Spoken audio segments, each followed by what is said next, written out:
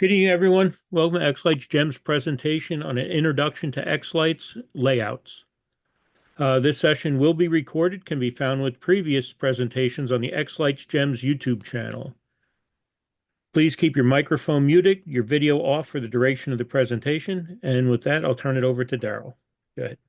Hey guys, so this one is again in the introduction series, so just going to go through the layout pieces of xLights, and here's just a quick agenda. Going to cover all the different models, of course, um, some choices and opinionated type things that we do when we come up with our layout, how to do groups, how you might tune it and tweak your layout, and then just a quick dive into the 3D, but really just talking about 3D, not really showing the 3D because I think that's a whole separate class. So I'm going to flip back and forth between basically my PowerPoint slides that have the topics that I want to make sure I cover. So I may jump around a bit. All right, so this is what I'm going to cover, and I'm just going to bring up xLights here. Hopefully I've got it working. So this was the layout that we threw together last week with just a picture we grabbed off of Google, and we're throwing it on our layout. So we're going to be talking about the layout tab. A couple of things, just want to make sure that when you're in your layout, you want to right click reset so that you know the zoom rate that you're on. You don't want to go putting your props in when it's way zoomed in or way zoomed out, and then you find out later that everything's out of whack. So probably best to start off with the reset. I'm not saying this is the best photo because we just quickly grabbed it off the Google last week, but it's something that we can use as a demo. So you might want to be a little wider. You might want to be a little further away. Give yourself more room to lay the props in here. Or you don't even need you don't even need to have a house in this display. You could frankly use xLights with a blank palette like this, and you could use just a 2D grid, and just to give yourself some guidelines, you can make different size blocks, etc. So you don't have to have your house on there because maybe you're just doing a field or something like that, or a parade float or something, not necessarily a house. So it's not a mandatory thing to have your house. Um, and when I go to talk about doing the models, sometimes you don't even want the house in there because it may be skewed a little bit, so the lines and such won't be in the right spot. But it gives you a guide to start with. So let's go through the layout. Everything across the top here is the different model props that you can use in xLights. They work on a concept of clicking it once, and then you can add the prop. Or if you click it a second time, you'll see the shading becomes even lighter. And that means it'll just keep adding props. So one of the things that novices do is they double click on it, and then all of a sudden they're just adding props. Every time you click, you're adding an arch.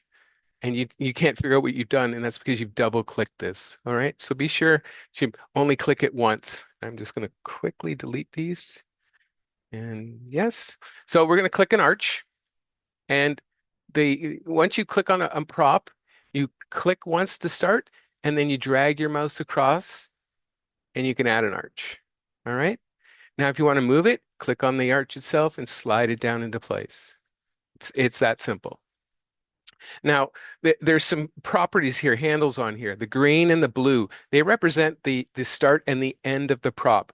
We totally ignore how it's going to be connected to the controller. That's a common misconception in xLights. So you're like, oh, I'm going to hook up the controller here, so I need to start it here. Forget that. You don't need to worry about where the controller is going to be connected at this point. You always want to drop, and this is our opinion. It makes more sense later on. Actually, I'll explain it. You have the green on the left side and the blue on the right side, so that effects that are defined as going left to right will actually go left to right on the prop. If you have the blue on the other side, and I'm just going to drag it over here, and if you have it like this, then the left to right effects will end up going right to left on there, and you're going to be confused as to why you did that. So let's go back and put this correctly like this. All right. So there's adding a prop. And for every time you add a prop, you have all these properties here. There's a lot of them that can be ignored, but let's just go through the ones that you really want to look at. The first of all is the name. You want to give your props a proper name so that you can identify them. And sometimes that's just a case of saying arches 1 arches 2, arches 3, or maybe arches left, for example, if you're going to have a left and right. Let's go with left for that one. With an arch, they have layered arches. A layered arch, and I'm going to, oh, we'll just do it here. Layered arches means that you might have two arches, for example, two. I'll put two arches, two layers. And then when you do the layers, there's a little plus sign here that people miss.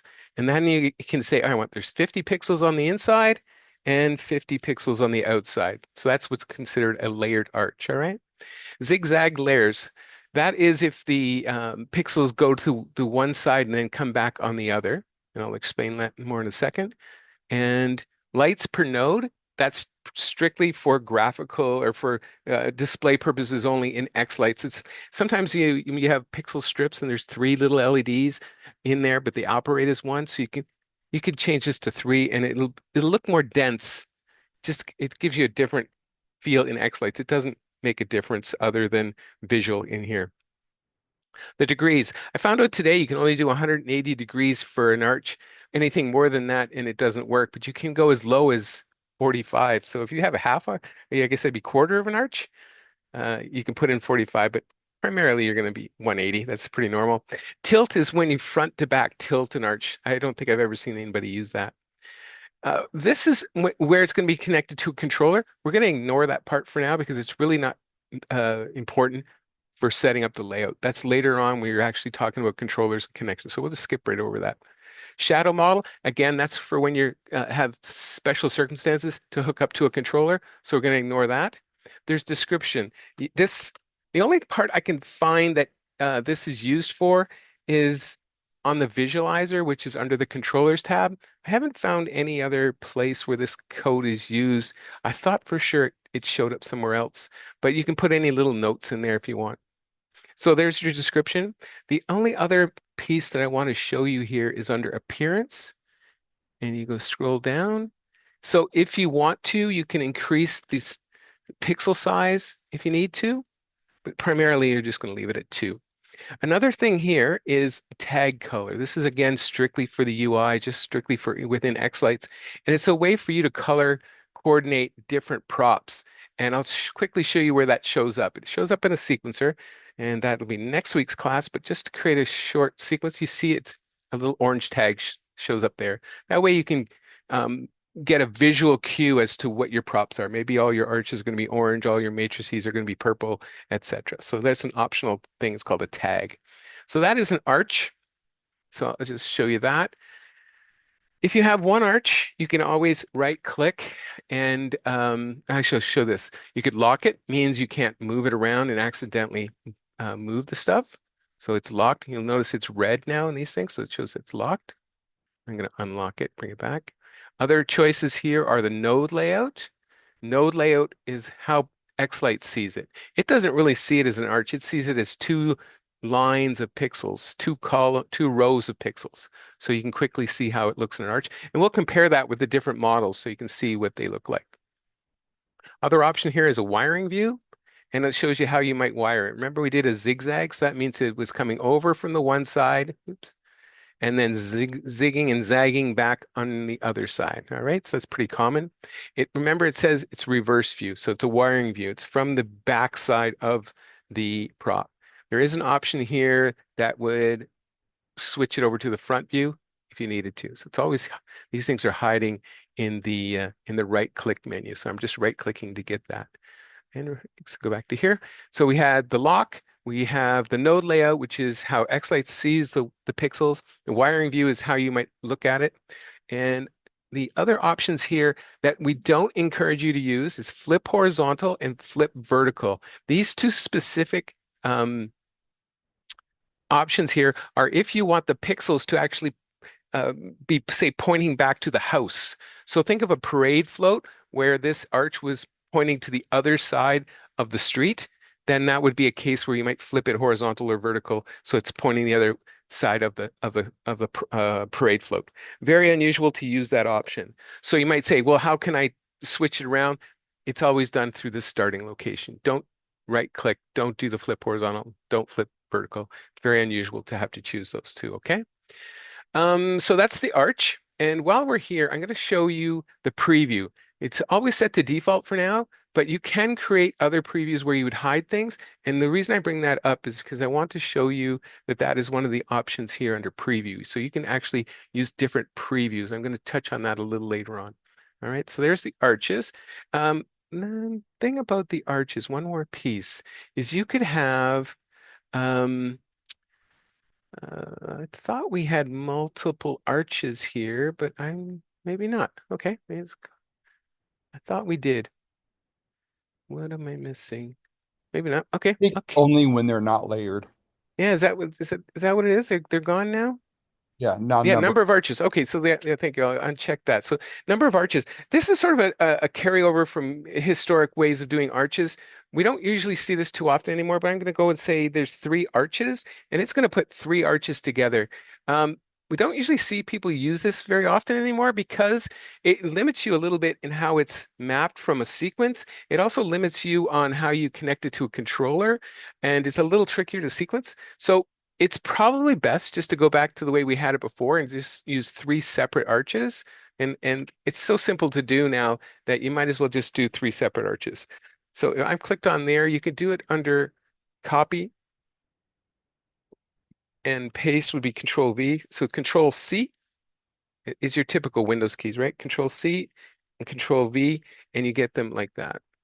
And since I have these arches here, I'm jumping around my slides a bit, but you can do things like holding the control key, selecting all three arches.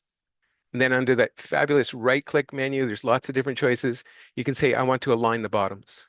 So they're all perfectly aligned. Don't try to follow the sidewalk, for example, in my photo, because that's not reality. You want it to be all in a line. So that's why I'm saying sometimes the picture is actually hurting you because you don't want to follow, you might say, oh, I'm going to put this arch over here because it's on the sidewalk, and this one over here because it's on the sidewalk. Don't do that. If you think they're going to be in a line when you're outside on your yard, then you should probably put them in a line and align the bottoms, something like that. Another option is we've got three arches here. You can do distribute and distribute them horizontally, and it will space them out equally. So if you had the first one, if you know the first one is going to be here, and the last one is going to be here, so you can click all three, right click, distribute horizontal, and you get them all three, and I'm going to go back and align them, bottom. You get them all three in a line. Again, try to ignore a little bit of the picture. Go for what you know that they're in a line. This is where 3D will come in, and we'll touch on that at the end of the class. So there's the arches, a little bit about aligning and a little bit about distributing. So we'll switch over to candy canes. Candy canes are probably not as common as they once were. It's just a simple candy cane. I'm not sure we see too many of these anymore. This is the same concept as the arches, where even though you have the ability to do three at a time or four at a time, chances are you're going to want to do one so that you have more control over the placement on the controller and, um, and its configuration and placement on your yard. So you probably don't want to use the multiple arches at the same time. Similar properties, you're going to want to change the candy canes. Maybe this is 1, 2, 3 again. Um, one. By the way xLights works is if you change anything on here, you really got to hit the tab key or the enter key for it to accept that change. You can't just click away. So how many nodes or how many pixels are in the candy cane? These sorts of things you don't have to know right away. xLights is pretty flexible in that you can come back at any time and say, oh, you know what? It's not really 18. When I went and created it, I only needed 10. It's just as simple as coming back and changing those properties. So don't sweat the details when you're trying to work out a layout. You don't even have to purchase this prop at this point. You continue just trying different things on your display to see how it looks, see if you got enough room. Um, if you go reverse, you're basically flipping it. Remember, you're not going to want to do a flip here. You're going to want to do it over on the properties so that xLights knows about it. A neat little trick here with candy canes is you can turn them into like a pixel stake. So just by making them sticks, they become a vertical candy cane. So you can use that. This prop has something called alternate nodes, and that's more about how it's being connected to the controller, and that you're skipping every other pixel. So remember when I did right click and I did node layout on the arches? We'll do it on the candy cane. And now this one's more of a vertical one, but you'll see that it skips every other one. The way we read this is node 1, string 1. So node 1 on the first string of pixels. Then we skip one and we go up to 2. Then we skip one, 3, skip one, 4, skip one, 5, up to 6, and then we come back down. So that's how you're doing alternate nodes.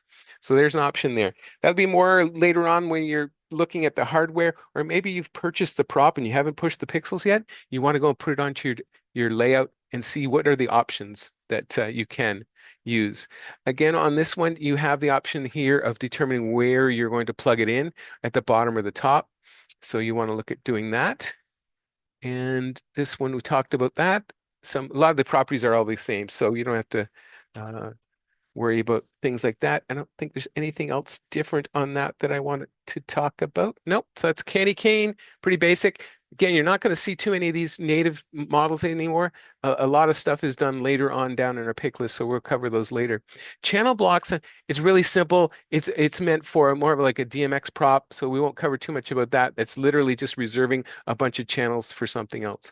A circle prop, pretty basic. I don't think anybody's using these anymore, maybe for a wreath, but it's really just a circle. It's much like the arch, same idea. How many pixels do you want it? How big do you want it? How many times is it going around? So maybe you got, again, if I click layers, you want to expand it out and say I want 40, let's go 60 on the outside. So 60 on the outside, 50 on the inside. I can't say we see too many props like this anymore, but the option's there to do it. We have a cube model, again, like this. It's a little hard to see in 2D, but imagine a series of pixels like a Rubik's Cube. So you've got a series of rows of pixels back and forward. There's lots of different options in terms of how it's wired, but for layout purposes, these details don't really matter. You still just put it on here the way you want and be more concerned about maybe the width and the height and the depth. You don't have to worry so much about how it's going to be wired, but when you do go to push your pixels and such, you want to come back here and make sure that you have an option that you've selected that xLights can handle. Otherwise, you're in for a world of hurt. If you go to node layout, this may be a little more advanced, but it's a little harder to tell what this is telling you. And what you see is there's going to be, it was 5 by 5 by 5, right? So there's going to be 5 of these together. That's one layer. Then there's another layer here and another layer here. But xLight sees them as one long grid of pixels. A little harder to tell with that one. And I'll go there, annotate, and clear, clear, and close. Here we go. So that one's a little harder to comprehend. This is, and we'll talk about this later on in the presentation, a cube model is quite often used for piece stakes or pixel stakes or something like that, or pixel forest. It's known by a bunch of different names. Again, you would change the name, but everything else is pretty much the same there. A custom model I'm going to skip over and come back to the end. DMX is what you do for moving heads or floodlights and such.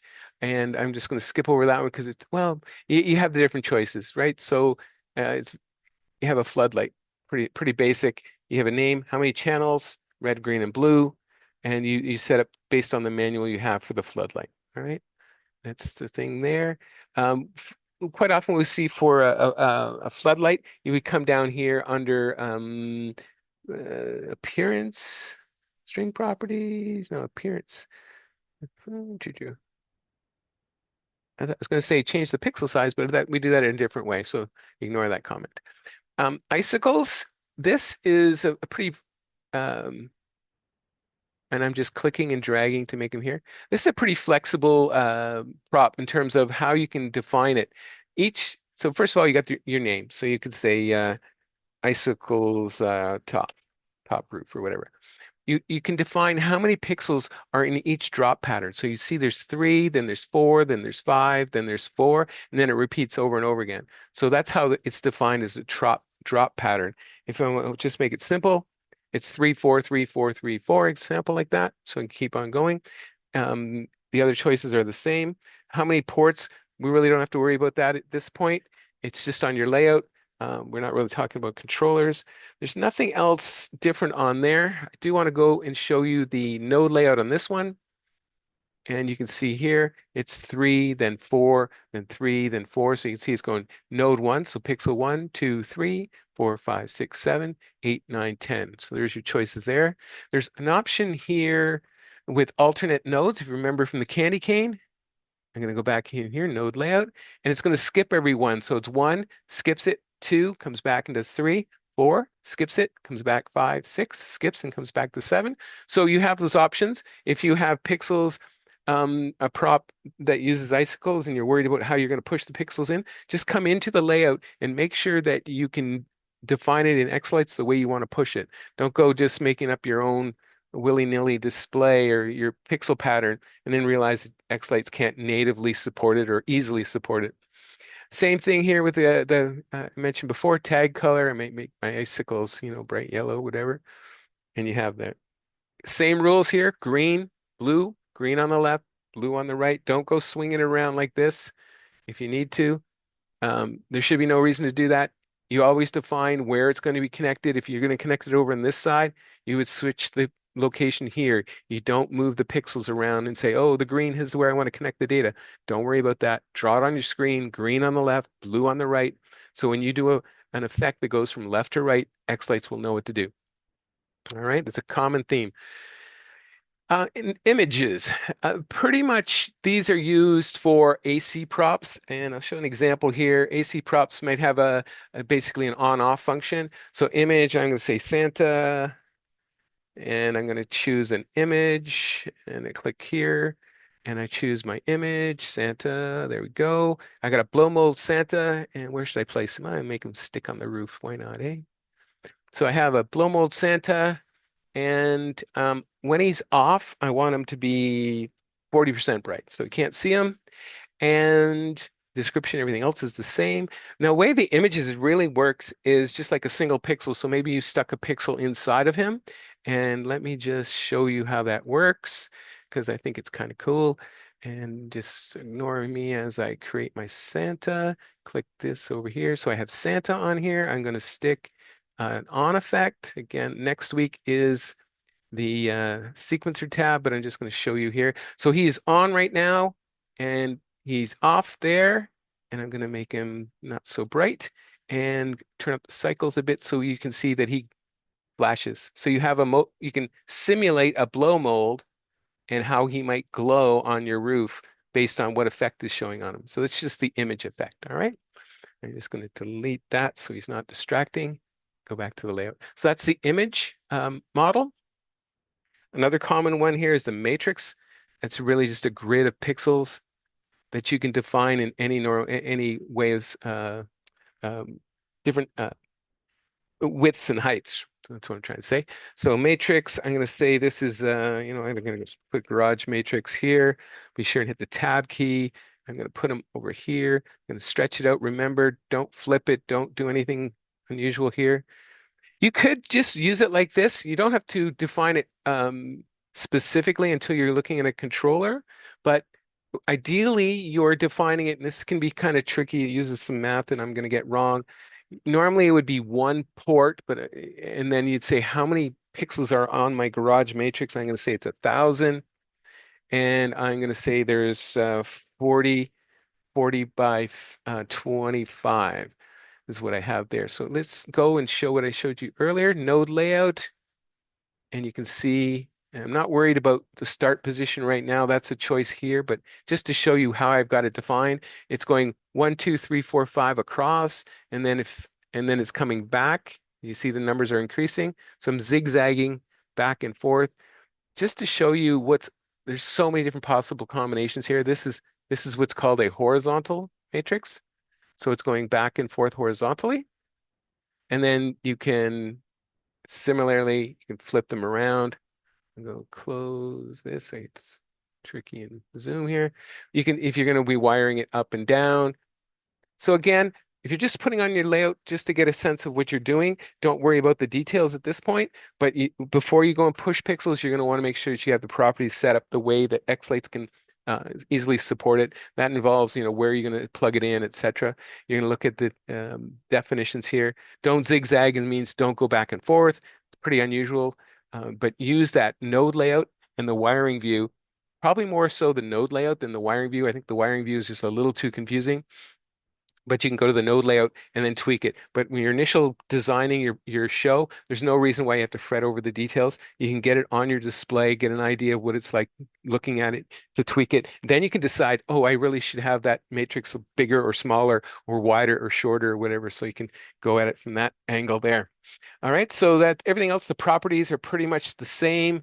Everything else looks good. I don't think there's really anything different there. Sometimes I find with the matrix specifically, you change the pixel style to be a square. I find that when it's a square, it gives you a better representation of a video or a movie, and you might go even up again on this one. Depends on how many pixels you have in here, 2 or a 3. But you should try out the square option as opposed to the smooth and see if it looks better. It's really just a graphical UI thing. It doesn't change how it looks on your actual lights, but it might give you a better representation in your layout with that.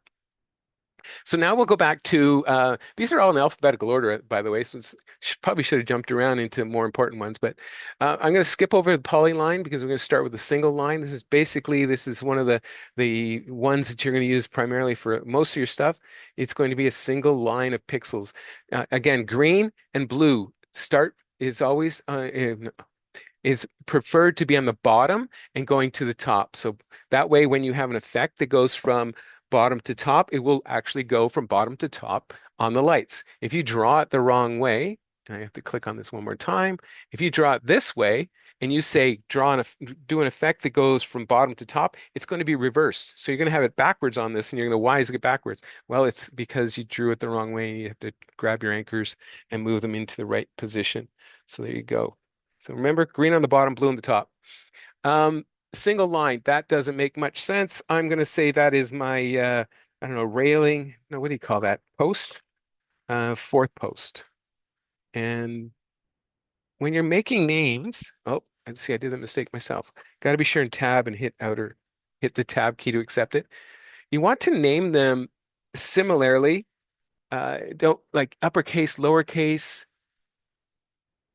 and and ideally you keep the names same and only change the stuff on the right side so that all your posts will be together. If I was to name it 4 post, 5 post, then it'll show up in weird spots all over your display. So try to keep the naming convention very similar so that maybe all your icicles top, icicles bottom, icicles left, icicles right. This one may be a little confusing because if I have lots of matrices, they would show up all over the place. So maybe I'm going to go matrix. Oops, and I'll talk about that in a second. Matrix and garage. So when I have another matrix, it'll be in the same group, and I'll be able to find it quickly in my list. I'll say matrix garage, matrix window, matrix door, matrix post, etc. If you keep it naming consistently like that, it makes it easier to find later on. It's not to say that you can't change your names later on. It just is a little more trickier to change them once you've started doing sequencing and everything else. So it's best to get your naming correct, double check your spelling, all that sort of stuff so that you can get it right the first time. So that was the single line. This is a polyline, which means it's more than one line put together. So you could, I'm clicking here and dragging to the right because I'm doing left to right. I'm going to click here to stop the polyline, and then I'm going to come back up here, and then I'm going to hit the escape key to end the polyline.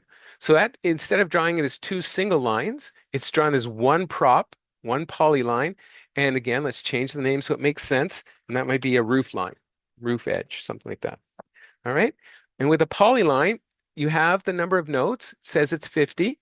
And you can say how many lights per node. This is going back to the way I had arches. You could say that there's, if it's pixel strips, LED strips, you might have 3 lights per node. It's only for visual. It doesn't really do anything to xLights. Number of strings is how many connections. We'll just skip that because it's not critical until you're doing controls. And drop pattern, similar to icicles. You can actually use the polyline in the same way you did icicles. We already covered the alternate nodes. We know what that is. Very unusual. It was a feature that was added to polylines that'd be unusual to use is drop patterns and alternate drop nodes. It's used maybe in a special case, and that's in the P stakes, and I'll cover that a bit. Individual segments, these are segments. So this is the first one here is segment 1. The second piece here along this edge is segment 2. If you click on individual segments, you can actually define how many pixels are in each one. So, and when you're drawing it on your screen right now, it probably is not super critical, but once you put it on your roof or as you're getting prepared to put it on your roof, you're going to want to iron out those numbers so that you know exactly how many are in each segment, right? You put that in there. Corner settings, I'm not particularly sure. I think that means whether or not there's a pixel right here in the corner. I've never seen anybody use that, so I'm sorry if I don't have that. Everything else we've covered off, so I'm going to skip ahead on that. So the polyline for there are right-click options where you can remove, I think you have to be in the middle, I think. Right-click, you can add points if you've found that you need to add another section. You can also make a curved section. So if you have a curved window or an arch window or something like that, you can draw it to go around the window. Node layout be the same as what we've seen before. Even though it's drawn as as a crooked line, xLight sees it as one string of pixels. So it will draw the node layout as a single line of pixels. Remember again, ignoring the flip horizontal, flip verticals, etc. Many people come in here and go, "Oh, I'm going to click polyline here. I'm going to draw my polyline here and here." And then they come into the Zoom room and we yell at them because they drew the green square on the right side and the blue side over here. Well, unfortunately, there's no easy way to fix it other than to do the hard work of clicking and dragging. I mean, how hard is that? Boom, you've got your green and your blue fixed up. So if if you've drawn it wrong, you can go back and easily correct it. All right. I'm going to save the layout just so that I don't mess it up. Save sequence. I'm going to save the layout, which is the red box down here, so that if xLights crashes, we don't lose all this hard work. A sphere, I'm going to skip that. That's really a pretty specific prop. I don't think I've ever seen anybody use that. A spinner, old school spinner. I don't think anybody's using that anymore. We'll cover that off when we do the custom models. Stars are pretty much still there. So you have a star. Um, what you have in the star, though, is often we talk about layers similar to arches that have multiple layers. A star can have multiple layers. So I'm just going to, for the sake of simplicity, I'm going to make it 3 layers. Remember to click the plus sign. And you can say the inside layer is 20, the middle is 30, and the outside is 40. I think this is sort of a typical Boscoyo star, where you have how many pixels are on the outside, how many are on each layer. And again, xLights has pretty flexible, but you want to double check that what you're going to do in pushing the prop is supported. It says where are you going to start pushing that first pixel. First pixel is defined by where that green dot is. You see that? So it's the bottom center and it's going clockwise. So I'm going to scroll back out and I'm going to do wiring view. And you can see, again, this is from the back, but I'm going to flip it to the front just so we are talking the same lingo. And so it started from the bottom and it's going clockwise. For those people that don't have any real old school clocks, clockwise is going around this way, sort of like the way water goes down a drain, unless you're in Australia. People with digital clocks don't know what that means. So we have that. You can change the way it's spaced out. It's really just a visual thing, how much you want to space it out. So there's that. I want to jump into one piece on the star, and that's what's here under strand and node names. If you notice, we had 3 layers, right? So if I go to strand node names, we now have 3 layers here, and I'm going to guess, but I'm thinking this is the inner, this is the middle, this is the outer. So you can click OK. I just entered those, and what that is for is when you come back over to the sequencer, just pardon me as I add this star over to my sequence. So we had the star. I'm going to put an on effect, just very simple on effect. If I double click the star, now have the inner, the middle, and the outer. And if I just inner, middle, outer. So by adding those 3 names, we've added 3, we'll call them submodels. For that model, 3 sections, 3 strand names. They have node names for them. So you can add those to identify the pieces of the star. The last piece here, now we have the star. Let's put a tree underneath of him.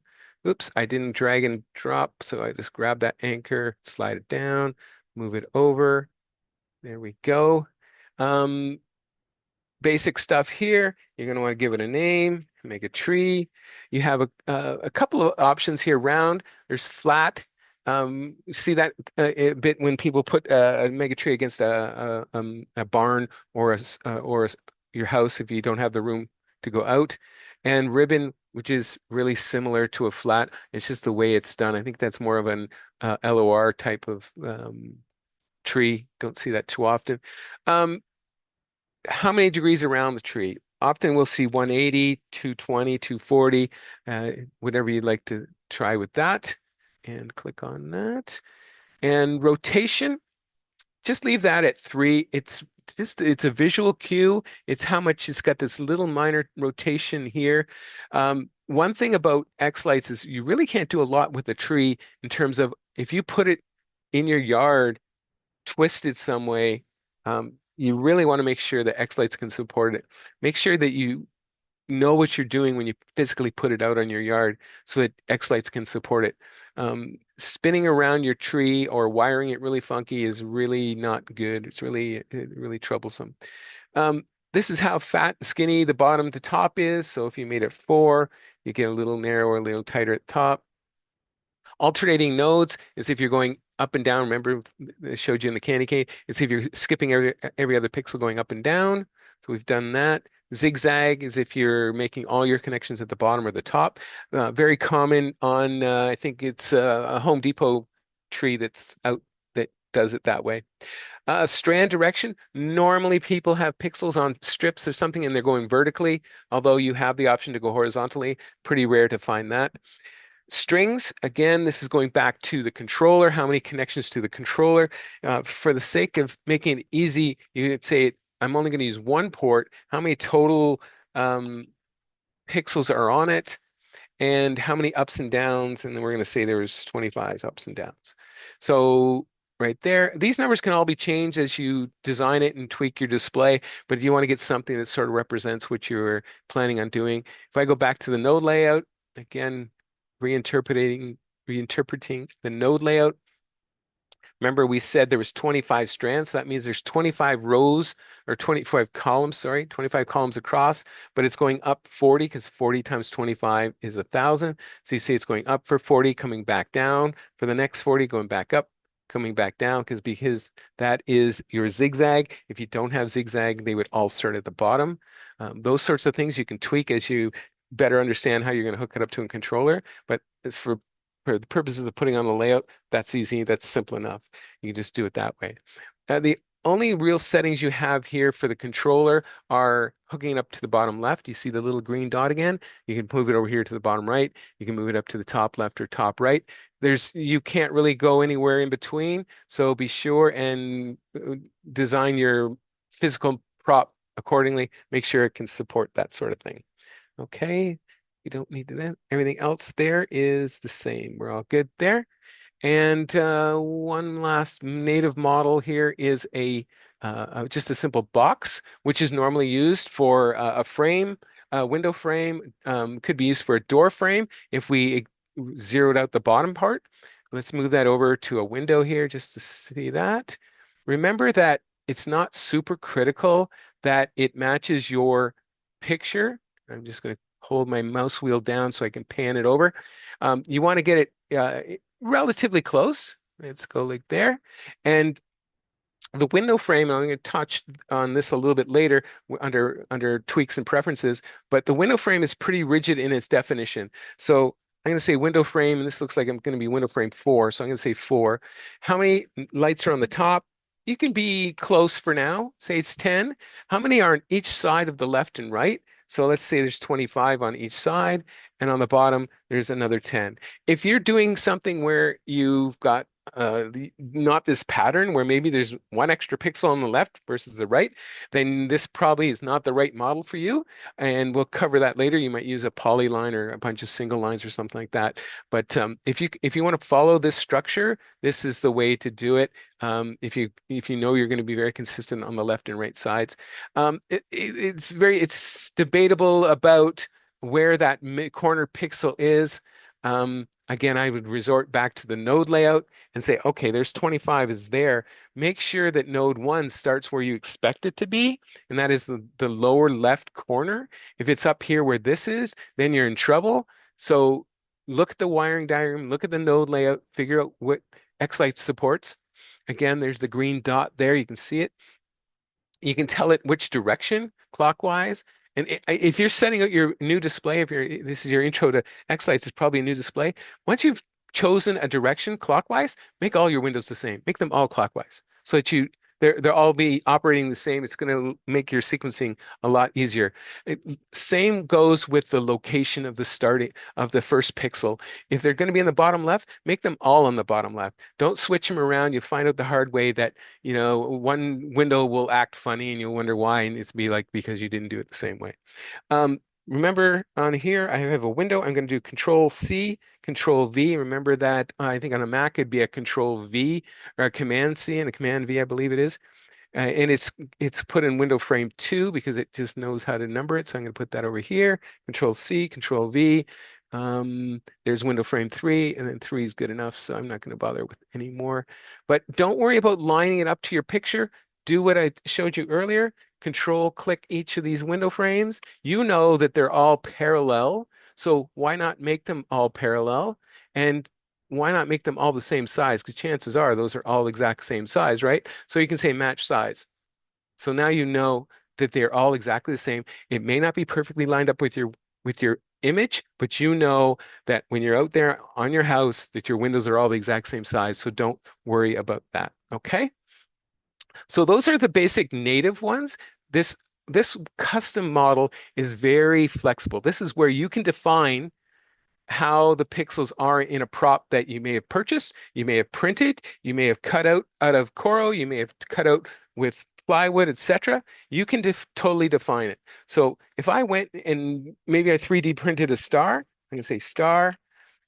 You can say it is, oops, I can't use the same name twice. It just beeped at me. Star printed. I don't know. You can say it's a custom model. It takes a little bit of work here. I'll show you a different thing in the next step. But model data, this is where you define exactly which pixels went into your star. And this is a whole class in itself, but I'll quickly show you how this works. You say, I have a star. I got this 3D printed star. It's got, and I'm going to stretch this out. I'm going to quickly show you. You can see that it's got 1, 2, 3, 4, 5, 6 pixels. And I know that I've started in, this is pixel 1 here. And you probably can't see it over Zoom, but it's dropping a number to 1, 2, 3, 4, 5, 6. You can see the pixel layout here. And I'm going to click OK. And now we have a 5 pixel star that you've custom 3D printed, and you've now got a star that you can drop on, I don't know, maybe place it over top of that lamp. So that is a custom model. You can, if you've got a picture, you can quickly go through and create your own. There are 2 other places where custom models are very big. That is under the vendors downloaded models. So if I click on this download button and click and drag, it will download all the props that vendors have created models for and made available to xLights. These are the Coro vendors that have supported xLights and therefore are in xLights as available as downloads.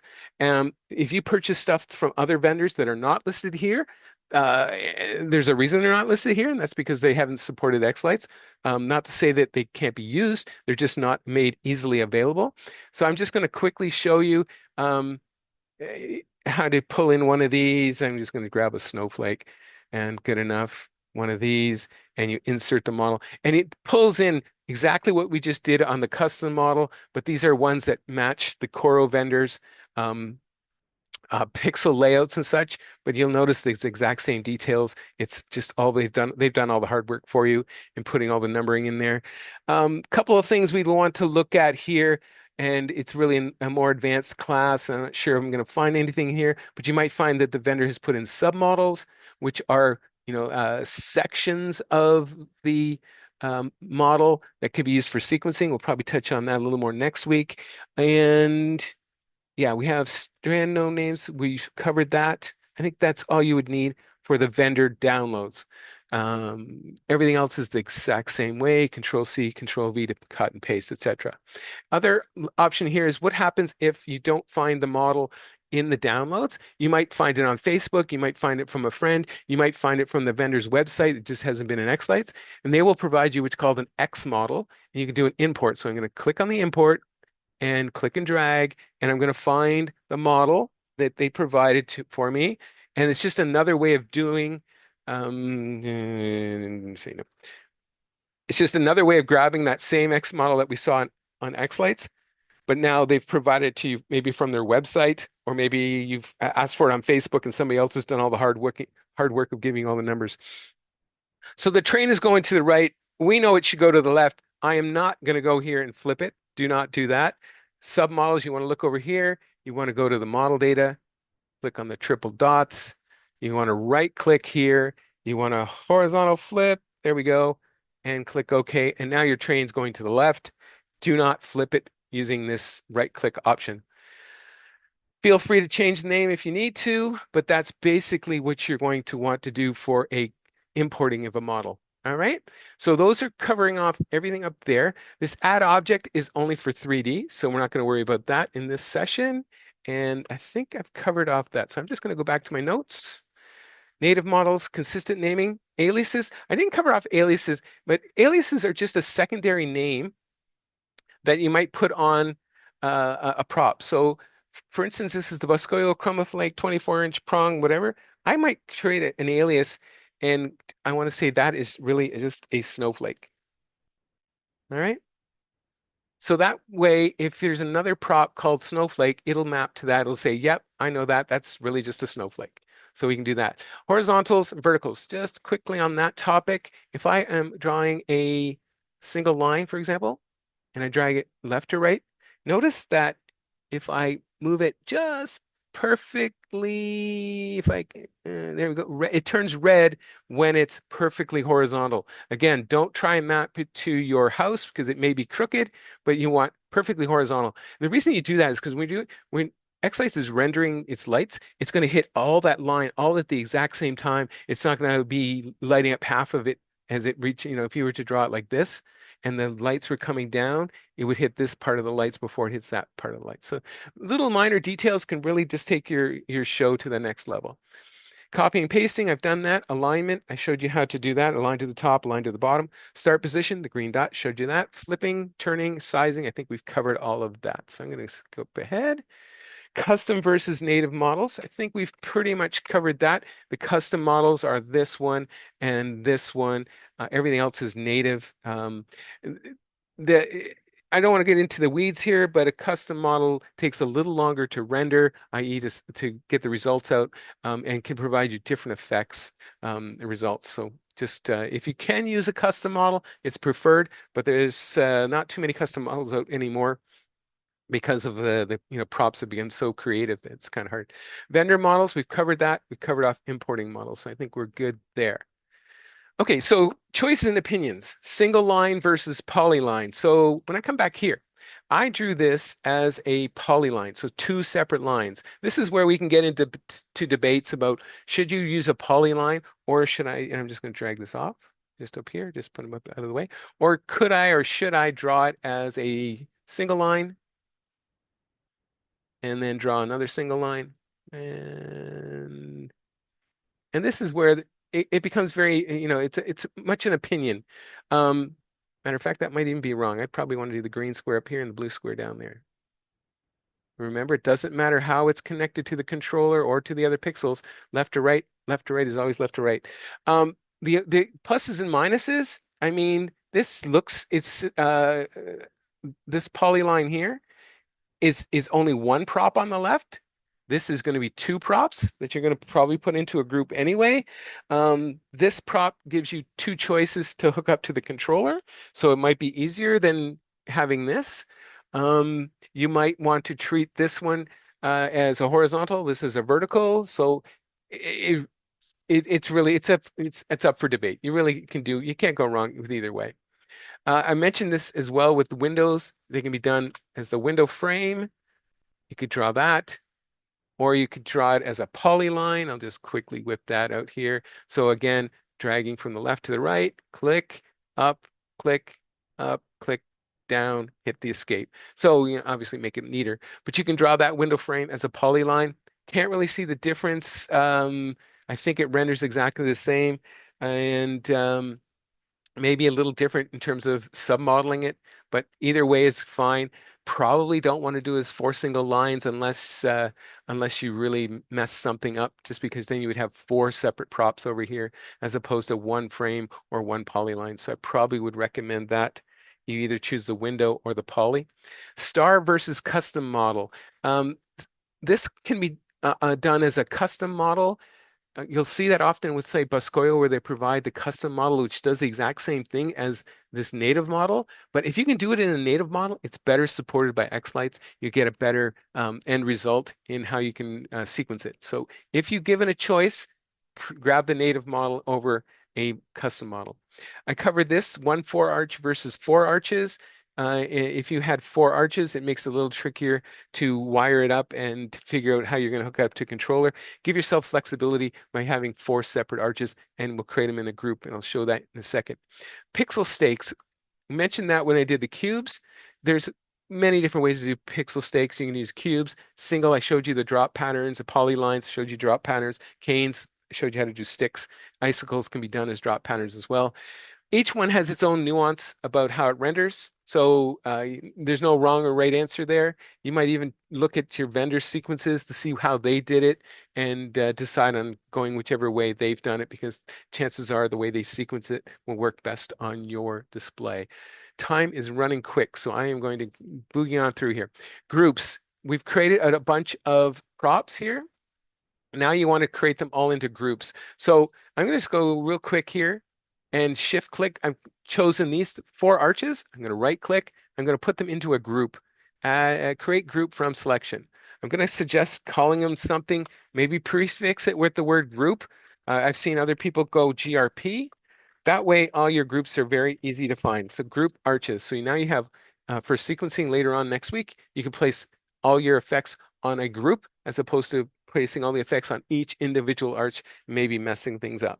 You may have, maybe you want to do a real cheat here. I'm just going to choose everything and go to add selection to a new group, and I'm going to call that group all pixels. And I may have grabbed the wrong things, but you get the idea. You've grabbed everything and you've put them into this group. If I click on the group, you can see them all listed down below. They're all in alphabetical order, which may be okay for that one, but the arches, you probably want to group them left to right. So you can right click on here and you can sort by location, and they will be sorted left to right on your display, so that when they're sequenced, if you're doing a hop, skip, and a jump across the arches, they're going to go a hop, skip, and a jump on your actual props out in the yard. So order here makes a difference. Probably doesn't make too much of a difference up here in the all pixels because it's literally all of your whole display. So don't worry too much about that. There is some color coding down here on the left-hand side, just in general, because this is an intro class. I'm going to suggest that you don't grab anything that is not a submodel, and do not grab anything that is a group. So you're only going to get the black items here into a group. Again, this is the intro class, making it simple. Just choose props. Don't choose submodels. Don't choose groups. There is always a caveat here. I say don't choose submodels. You're going to want to have a group of verticals and horizontals, so those will include submodels, but we'll go down that road a later time. That's creating groups. What else do I want? What goes in a group? I said that. Basically, you want to make sure it's just the models. Don't use groups and groups. Ordering of the groups, left to right is ideally. Centering of a group. So for some effects in a sequence, it needs to know where the center of it is, especially on like all pixels. You see how it shows up here in the center? That's not really the center of your display. Maybe the center is not there, but I mean the center here, even though there's no pixels here, I might want to click here. I'm going to right click and say, yeah, I thought, I guess I want to click on the group. Sorry, click on the group so it's all yellow, and then I want to right click there and say that's the center of my display. So if I was to draw a fan effect or a spiral effect, it would come out of here and spin around my house. So you might do that. Another good choice might be here as the center of your display, or maybe it's actually over here. It's your choice. It's wherever this red cross is. That'll be the center for that group. Each group has its own center, and that is only a 2D option, and it'll only show up when you're in 2D. And I say that because the next slide is, oops, go back one. Oh, not quite. I think I'm going to recap here. Pixel order. I think I covered that. That's the green square, left to right. Locking. I showed you that's right click. Views. I've covered that. Active and inactive. This is intro. You're probably not going to have this, but maybe you've got a prop that is up here and you know you're not going to use it. So you can mark it as inactive and it basically just takes it off your screen. It's still on your list. It's got this special nomenclature here, but you know you're not going to use it. Maybe you're thinking ahead, props you're going to have next year, so you can put it in your list and then just hide them using the inactive, and you'll keep it there for later on. Bounding box. I put this on here just because when I go on this display, when we first started this display, you saw this was on my display. When you want to make sure you're zoomed in and zoomed out, I'm going to click off here. There is a bounding box right here. Click on that. That's that green box. You want to have your picture inside that green box. Probably should have showed you this the very first slide because you don't want to put all your props on here and then realize that your picture is way out of the bounding box. You want to be in the bounding box. xLights is going to perform based on what's inside the green bounding box when it's rendering. If you do it way out here, you're going to get really skewed results. I think your performance is going to be bad as well. So put your picture in there. Fill allows you to fill up the bounding box with the picture, so you should be set. Be sure and use your photo editing tools to trim out the picture as best you can, but then you can use the fill option here to fill out the bounding box. Right click, reset. You should get back to your normal display. So that's that one. And back to the slide, bounding box, I covered that. And last but not least, really quick, going into 3D. This was 2D. This is a very flat display. There is an option called 3D right here, and it's really for setting up your display if you've got depth to your yard.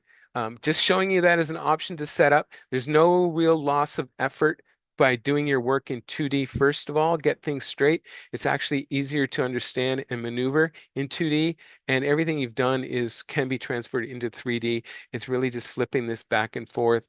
Ideally, you've got things set up with the models. Worry about your naming, worry about your placements and that sort of stuff. You can always move it later on in 3D, but that is an advanced class. We won't do that. Advantages are, like I was mentioning, you get a little more depth. So you can see if you start packing stuff in here, if you had a pixel forest on your yard, it would really look crowded. For example, if I was to put this in here, you might get a little confusing. It doesn't even look properly here for a pixel forest, but everything gets sort of packed in there. It's harder to understand. That might be why you would go with the 3D option.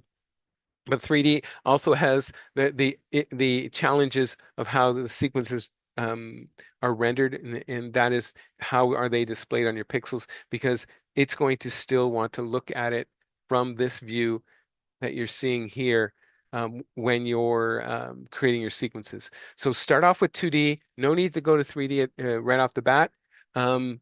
If you have a complex display, a corner lot is always tricky, and there's really a case of compromise, I guess is the right word for that. But feel free to play around with all of your different models. There's no harm in putting in stuff that you may or may not purchase. Dropping them on your display is free, I guess is the right word, how to put that. I think I have that as the last slide. I think that is it. I'm going to wrap up there. Anybody, did I miss anything? Anybody want anything covered back again? Other than that, I'm going to call that done. All right. Thank you, Daryl. Yeah.